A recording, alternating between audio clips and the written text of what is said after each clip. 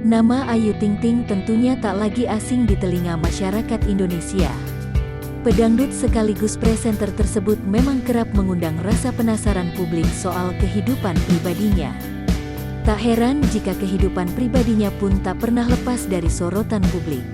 Terlebih lagi soal kehidupan asmara sang biduan. Setelah kandasnya rencana pernikahannya dengan Adit Jayusman, Ayu Ting kembali menjadi sorotan. Penyebabnya bermula dari postingan Umi Kalsum ibu sang biduan. Pasalnya dalam unggahan tersebut, terlihat sosok pria di dalamnya. Dalam postingan Minggu, tanggal 19 April tahun 2021 itu, Umi Kalsum memajang kebersamaannya dengan Ayu Ting Ting, Abdul Rozak dan seorang pria bernama Bobby. Dijelaskan Umi Kalsum lewat captionnya, mereka bahagia saat bersama. Dia mentak sejumlah nama, selain Ayu Ting Ting juga @Lisa Desila @Noraindira. Sayangnya, akun Instagram sang pria bernama Bobby itu tak ada di dalamnya.